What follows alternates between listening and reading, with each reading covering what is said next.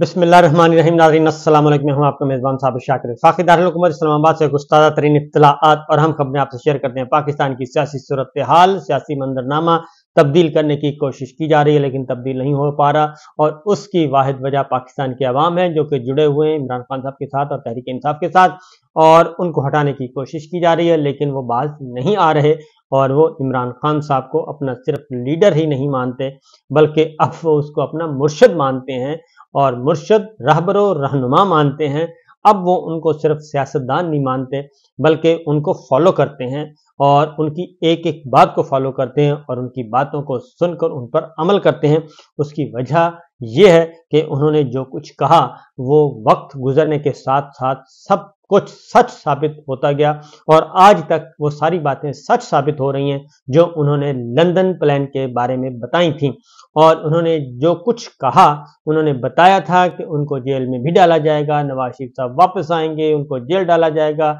उन पर पाबंदियां लगाई जाएंगी, और सब कुछ करके नवाज शरीफ साहब को इक़्तिदार में लाने की भरपूर कोशिश की जाएगी, बल्कि प्लेट में रखकर उनको इक़्तिदार दिया जाएगा, और ये सब कुछ उस वक्त किया जाएगा जब मुझे जेल में डाल दिया जाएगा। तो ये सारी बातें बिल्कुल मनुअन तस्लीम। लेकिन उसके बाद उन्होंने एक बात कही थी कि लेकिन इसके बावजूद उन्होंने कहा था कि इलेक्शन पाकिस्तान तहरीक इंसाफ जीत जाएगी, और ये बात भी अब तक बिल्कुल दुरुस्त है, 100% है। इमरान खान साहब को किसी किस्म की कोई सपोर्ट हासिल नहीं है, और न सिर्फ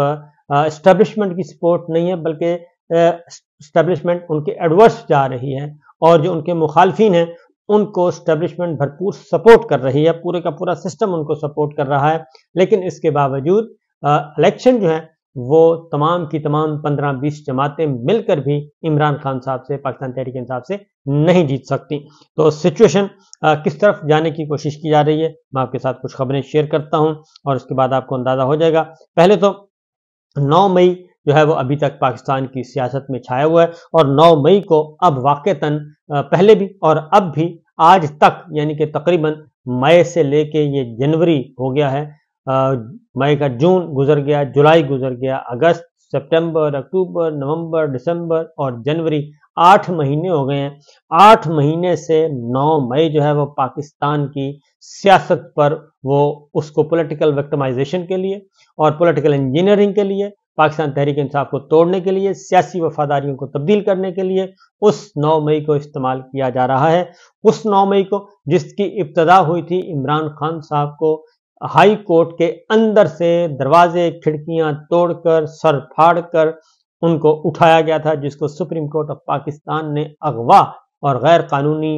अगवा का नाम दिया था। तो ये सूरत हाल है, और उसकी ना फुटेज मिली और ना ही मुकदमा दर्ज हुआ। Chief justice Islamabad high court का हुक्म अभी तक मौजूद है, लेकिन उस पर अमल दरामद नहीं हुआ। तो 9 मई जो है वो अभी भी पाकिस्तान की सियासत में काफ़ी गंद घोला हुआ है। उसने जिन्ना हाउस हमला केस में 178 मुल्ज़मान की दरख्वास्त जमानत पर समाअत, और लाहौर से ये लाहौर में उनके चल रहा है। प्रोसिक्यूशन ने मुकदमे का रिकॉर्ड पेश नहीं किया, और अदालत ने आइंदा समाअत पर प्रोसिक्यूशन से मुकदमे का रिकॉर्ड तलब कर लिया, और इंसदाद कर दी अदालत ने मजीद समाअत जो है 12 जनवरी तक मुलतवी कर दी गई। अब 8 महीने से जो है वो मुकदमे का रिकॉर्ड ही नहीं है। 8 महीने हो गए, रिकॉर्ड नहीं है,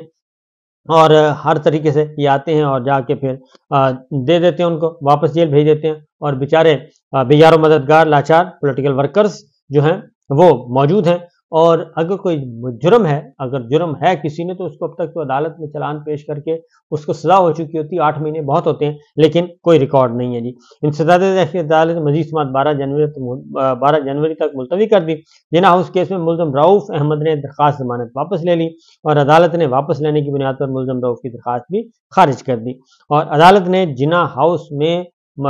यानी कि कोर कमांडर हाउस मुकदमे का रिकॉर्ड पेश न करने पर शदीद बरहमी का इजहार किया, और जिम्मेदारान को तौहीन अदालत का नोटिस जारी करना पड़ेगा, जज ने कहा। और इंसदाद दहशतगर्दी अदालत के जज आज अरशद जावेद ने समाअत की, यानी कि वो कहते हैं अदालत कह रही है कि चालान लेके आए, मुकदमे का रिकॉर्ड लेके आए, लेकिन नहीं लाया जा रहा, और वो कह रहे हैं कि आपको लगता यह है कि तौहीन अदालत का नोटिस जारी करना पड़ेगा प्रोसिक्यूशन को, यानी कि सरकार को, सरकारी वकला को। इसी तरीके से 9 मई को मुस्लिम लीग नून का दफ्तर जलाने का केस ابھی تک یاسمین راشد اور عمر سرفراز چیمہ کے جوڈیشل ریمانڈ میں 14 روز کی توسیع کر دی گئی اور ATC کا ملزمان کو 20 جنوری کو دوبارہ پیش کرنے کا حکم یاسمین راشد اور عمر سرفراز چیمہ کو جوڈیشل ریمانڈ مکمل ہونے پر پیش کیا گیا اور اس کے ساتھ ساتھ آج عالیہ حمزہ کو بھی پیش کیا گیا جی اور دیگر خواتین کو بھی. تو عالیہ حمزہ نے ایک پیغام دیا اور وہ پیغام اس وقت سوشل میڈیا پر دستیاب ہے,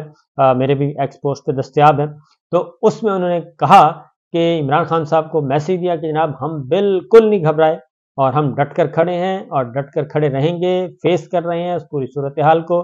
8 مہینوں سے ہمیں جیل میں رکھا گیا لیکن ہم نہیں گھبرائے اور آپ نے بھی نہیں گھبرانا اور یہ اسٹرگل جو ہے رول آف لا کی یہ جاری و ساری رکھنی ہے. یہ ہے صورتحال جو کہ قابو میں نہیں ہے اور ایکچوئل یہی ہے سچویشن جی. جب آپ کسی بے گناہ کو پکڑتے ہیں تو پھر ایک حد ہوتی ہے جب چادر چار دیواری اور خواتین کی بے حرمتی, بے توقیری اور گھروں میں گھس کر بچوں کو خوف و ہراس کرنا, تو وہ ساری چیزیں جب ایک فیز سے انسان گزر جاتا ہے تو اس کے بعد پھر وہ واقعتاً کندن بن جاتا ہے, تو وہ ہو چکا ہے. اس کے بعد دوسرا بڑا مسئلہ اس وقت جو بنا ہوا ہے جی وہ صورتحال ہے کہ 9 مئی کے معاملے میں آپ کو ایک بات بتا دوں کہ 9 مئی میں کب سے عمران خان صاحب کہہ رہے ہیں کہ اس کی تحقیقات ہونی چاہیے اور اس کی تحقیقات ایسی ہونی چاہیے کہ پتہ چلے کہ 9 مئی کے پیچھے اصل محرکات اور اصل راز کیا ہے. کیونکہ 9 مئی کا معاملہ جو ہے یہ اس میں ابھی بہت سارے جو ہیں راز پنہا ہیں. وجہ یہ ہے کہ الیکشن ایک تھا, الیکشن ہونا اور اس الیکشن ہونے کو روکنا تھا اور اس الیکشن کے ہونے کو روکنے کے لیے کیا کچھ نہیں کیا گیا اس وقت یہ سارا ریکارڈ موجود ہے. اور جج صاحب سپریم کورٹ کے چیف جسٹس امرتا بندیال صاحب نے یہ کہا تھا کہ شکر ہے کہ ہماری طرف سے توجہ ہٹی ورنہ ہمیں یعنی کہ ان کو گالم گلوچ دیا جا رہا تھا. گالم گلوچ بریگیڈ جو ہے وہ آنریبل ججز کی طرف بھیجا ہوا تھا اور سر عام مغلظات جو ہیں وہ بکی جا رہی تھیں آنریبل ججز پہ. تو 9 مئی کے بعد انہوں نے کہا شکر ہے جی توجہ ہماری طرف سے ہٹی, تو اس سے بڑی اور کیا بات ہو سکتی ہے. بہرحال 9 مئی کے لیے ایک تحقیقاتی کمیٹی بنائی گئی ہے اور وہ بنائی گئی ہے کابینہ کی کمیٹی. نگراں حکومت نے بنائی ہے, کاکڑ صاحب نے بنائی ہے اور اس میں ایک کنوینر بھی وزیر ہیں, 3-4 وزیر ہیں, وہ نوٹیفیکیشن موجود ہے.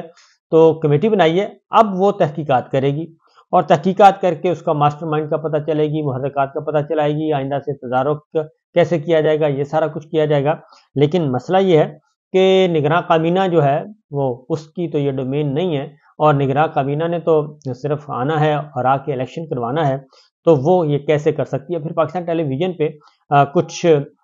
چلی باقاعدہ طور پہ ایک کمپین لانچ کی گئی اور حالانکہ نگراں حکومت ہے, پاکستان ٹیلی ویژن ہے, اسٹیٹ چینل ہے, ریاستی چینل ہے, حکومتی چینل ہے اور وہاں پہ عمران خان صاحب کے پاکستان تحریک انصاف کے خلاف باقاعدہ طور پہ ایک کمپین لانچ کی گئی اور باقی ٹی وی چینلز پہ بھی نے بھی اس کو فالو کیا اور اس میں لیول پلینگ فیلڈ جو مانگ رہی ہے پاکستان تحریک انصاف, تو اس کے خلاف برخلاف کچھ چیزیں اس میں شامل کی گئیں کہ ایک ایسی جماعت جو کہ 9 مئی میں ملوث ہے اور توڑ پھوڑ میں اور شہداء کی بے حرمتی میں, شہداء کی یادگار کی بے حرمتی میں, تو وہ کیسے لیول پلینگ فیلڈ مانگتی ہے. تو ابھی تو صورتحال یہ ہے کہ یہ پاکستان ٹیلی ویژن اس وقت کنٹرول میں ہے مرتضیٰ سولنگی صاحب کے, اور مرتضیٰ سولنگی صاحب کے ساتھ جو اکانومسٹ نے کر دیا ہے میرا خیال ہے کہ وہ کافی ہے اور انہوں نے کافی طبیعت صاف کی ہے بڑے مہذب انداز میں, اور انہوں نے نہ صرف یہ طبیعت صاف کی ہے بلکہ انہوں نے اکانومسٹ نے دوبارہ ٹویٹ کر دیا عمران خان صاحب کا آرٹیکل جو ہے وہ دوبارہ کر دیا, کیونکہ پہلے جو ویوز ہیں وہ 1.2 ملین سے کراس کر چکے ہیں اس کے ویوز, اور اب جو ہے ایک دفعہ پھر انہوں نے ٹویٹ کر دیا کیونکہ سولنگی صاحب نے ذرا دھمکیاں شمکیاں لگانے کی کوشش کی تھی اور وہ دھمکیاں جو ہیں وہ کام نہیں آئیں, کیونکہ یہ کوئی پاکستان کا کوئی ٹیلی ویژن چینل نہیں تھا, پاکستان کا کوئی جریدہ نہیں تھا کہ آپ اٹھا کے ان کو جیل میں ڈال دیں گے یا منی لانڈرنگ کے مقدمات درج کر دیں گے یا کچھ اور کر دیں گے یا ان کے چادر چار دیواری کو پامال کریں گے. بلکہ اکانومسٹ نے یہ کیا, اس کا نہ صرف جواب دیا بلکہ ان کو کہا کہ آپ یہ جھوٹ کا پلندہ جھوٹ بول رہے ہیں اور جھوٹا ثابت کر دیا سولنگی صاحب کو. تو سولنگی صاحب نے ایک ٹویٹ کیا تھا, تو اس ٹویٹ کو بھی انہوں نے کافی جواب دیا ہے۔ اس کی وجہ ہے کہ سولنگی صاحب تو خود ماضی میں جب نواز شریف صاحب کا معاملہ تھا تو ان کے تو ٹویٹس موجود ہیں، اور وہ ٹویٹس ری پوسٹ ہو رہے ہیں، سارے کے سارے جو ری ٹویٹ ہو رہے ہیں، ری پوسٹ ہو رہے ہیں، اور اس میں انہوں نے اس وقت طرفدار تھے نواز شریف صاحب کے، اور بھی کچھ دانشور ہیں خواتین و حضرات، وہ نواز شریف صاحب کے طرفدار تھے کہ وہ سزا یافتہ تھے، سزا یافتہ ہونے کے باوجود کہتے تھے کہ جناب بالکل ان کا انٹرویو بھی ہو سکتا ہے، ان کی گفتگو بھی ہو سکتی ہے، ان کی تقریر بھی ہو سکتی ہے، ان کا جلسہ بھی کور ہو سکتا ہے، سب کچھ ہو سکتا ہے۔ تو اس وقت ان کی یہ سوچ تھی، اور اس وقت یہ بغض عمران میں اور بغض عوام میں یہ دوسری انتہا پر کھڑے ہیں، اور اب اکانومسٹ کو ایک آرٹیکل جو ہے وہ بھی ان کو پسند نہیں ہے کہ آرٹیکل کیسے آ گیا، جبکہ حقیقت یہ ہے کہ ایک میں آپ کو بہت ہی اچھا ایک جواب دیا، ہماری بہت ہی قابل احترام ہے، اور انہوں نے بھی اس کو کافی اس معاملے کو اچھالا، اور انہوں نے بھی اس پہ اظہار خیال کیا، لیکن اس میں میر محمد علی خان ہے، انہوں نے بہت اچھا جواب دیا ہے۔ انہوں نے کہا کہ میری بہن ہے، آپ کی کسی ٹویٹ پر کمنٹ نہیں کرتا، آپ سے بہت عزت کا رشتہ ہے، میرا جیسا ایک بڑے بھائی کا چھوٹے بہن سے ہونا چاہیے، مگر آج مجبوراً جواب دے رہا ہوں تاکہ دوسروں کے علم میں اضافہ ہو سکے۔ انہوں نے کہا کہ 1914 سے لے کر آج تک 28 کتابیں جیل میں قید سیاسی رہنماؤں نے لکھی ہیں، اور آرٹیکل الگ ہیں۔ اس کے بعد انہوں نے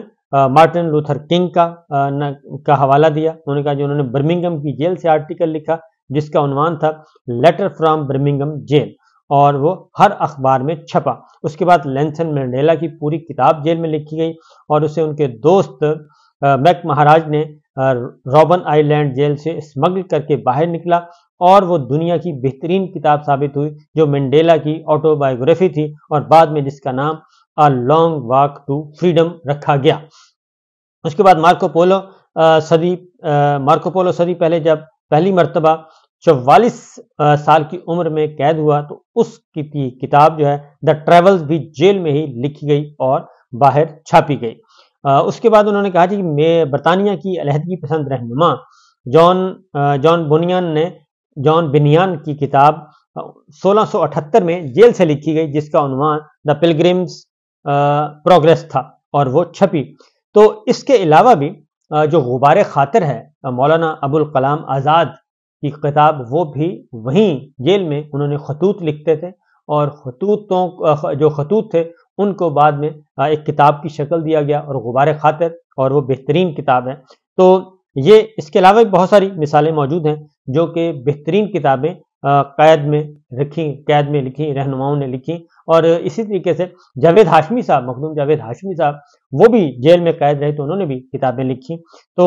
یہ چیز جو ہے میرا خیال ہے کہ اس کو یہ ایک چیز ایک کے لیے حلال دوسرے کے لیے حرام، تو بغض عمران خان اور بغض عوام، میں تو کہوں گا بغض عوام ہے یہ سارا کچھ، کیونکہ عوام ان کے ساتھ کھڑے ہیں، تو بغض عوام میں اور بغض عمران خان میں حقیقت سے آنکھیں نہیں چرانی چاہیے۔ تو بہرحال عمران خان صاحب جی قیدی نمبر 804 اور قیدی نمبر 943، اور وہ چھوٹا سا 1144 کا یا 1143 ورڈز کا ان کا آرٹیکل ہے، اس نے وہ کچھ کر دیا کہ میرا خیال ہے کہ سارے 15-20 جماعتیں مل کر بھی چاہیں تو اتنا اثر نہیں ڈال سکتی، اور پوری دنیا میں عمران خان صاحب کا وہ آرٹیکل تمام زبانوں میں اس کو ترجمہ بھی کیا جا رہا ہے اور وہ پڑھا بھی جا رہا ہے، کیونکہ عمران خان صاحب نے جیل میں بیٹھ کے وہ سب کچھ بتا دیا اور کہہ دیا کہ یہ جو فراڈ الیکشن کروایا جا رہا ہے اور بلینز اور اربوں روپیہ خرچ کر کے جو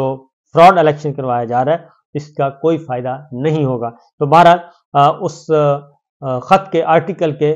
کافی اثرات مرتب ہونے والے ہیں اور کچھ تو ہو چکے ہیں، اور خاص طور پہ 9 مئی کے حوالے سے ایک کابینہ کمیٹی تشکیل دی جا چکی ہے، تو دیکھتے جائیے، کافی ٹرننگ پوائنٹ آیا ہوا ہے، فیصلہ کن لمحہ ہے، اگلے 24-36 گھنٹوں میں کافی کچھ متوقع ہے۔ اجازت دیجیے، اللہ حافظ۔